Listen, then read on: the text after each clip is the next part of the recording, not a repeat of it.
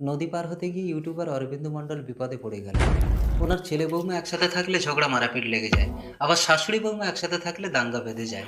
বৌমাকে আলাদা রাখলে পালিয়ে যায়, কিন্তু উনির সাথে থাকলে সবাই শান্ত। নদীর ঘাটে এসে মাঝি ভাইকে বললো, আমাদের চারজনকে একটু পার করে দেবে? মাঝি বলল, আমি এখন যেতে পারবো না, তোমরা আমার নৌকা নিয়ে যাও। তবে আমার নৌকায় তিনজনের বেশি উঠলে হবে না, আর দুজনের কম হলে হবে না। বললো, নদী পার হয়ে গিয়ে আমার নৌকা আবার এবারে পৌঁছে দিতে হবে। মহাবিপদ। প্রথমে তিনজন কে কে যাবে? যদি নৌকা চালিয়ে প্রথমে ছেলে বৌমাকে নিয়ে গিয়ে ওপারে রেখে এসে নিজের বউকে নিতে আসে, তাহলে ছেলে বৌমা ওপারে ঝগড়া মারাপিট লেগে যাবে। আর যদি প্রথমে বৌমা শাশুড়িকে নিয়ে গিয়ে ওপারে রেখে এসে ছেলেকে নিতে আসে, তাহলে বৌমা শাশুড়ি একসাথে থাকলে দাঙ্গা বেঁধে যাবে।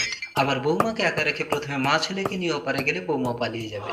দেখুন বুদ্ধি করে কিভাবে সবাইকে ওপারে নিয়ে যাবে, অথচ নৌকাও এপারে পৌঁছে দেবে। প্রথমে ছেলেকে রেখে দিয়ে শাশুড়ি আর বৌমাকে নৌকায় তুলে নিজে নৌকা চালিয়ে এপারে এলো। এবারে শাশুড়ি আর বৌমাকে একসাথে রাখা যাবে না, তাই শুধু শাশুড়িকে নামিয়ে দিয়ে বৌমাকে নিয়ে ওপারে গেল।